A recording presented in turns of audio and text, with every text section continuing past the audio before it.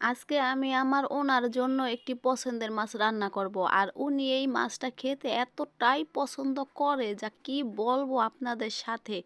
তো পরিমাণ মতো তেলটা আমি আগে ছেড়ে দিলাম, তারপরে দিয়ে দিলাম কিছুটা পেঁয়াজ কুচি। এটাকে ভালোভাবে নেড়ে চেড়ে হালকাভাবে ভেজে নিতে হবে, একদম ভাজার কোনো দরকার নেই।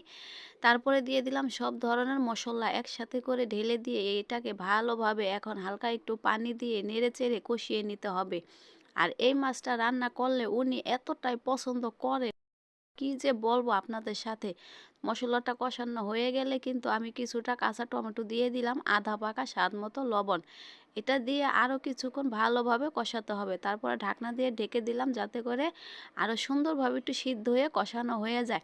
এবার আমি দিয়ে দিলাম এটার উপরে সুরমা মাছ। তবে এই সুরমা মাছ আপনারা কে কে এইভাবে রান্না করে খান কমেন্টে কিন্তু অবশ্যই জানিয়ে যাবেন। এটাকে অনেক আপুরাই সুরমা মাছ বলে বা টোনা মাছ বলে, যাই হোক কোনো ব্যাপার না, একটা নাম হইলেই হলো। তো পরিমাণ মতো পানি দিয়ে এবার আমি ঝোলটা দিয়ে দিলাম, অল্প পরিমাণে ঝোল দিয়ে মাছটাকে আমি রান্না করে নিব।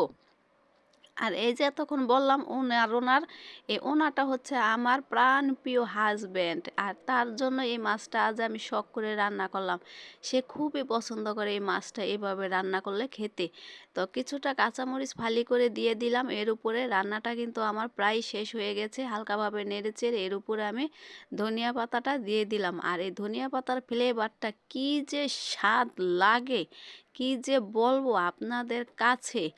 এই যে রান্নাটা হয়ে যাওয়ার পর এত সুন্দর একটি ফ্লেভার আর কালার, আমার হাজব্যান্ড তো খেয়ে আঙুল চেটে পুটে সে তো বলতেছে, ওহ কি যে খাওয়াইলা, সেই স্বাদ।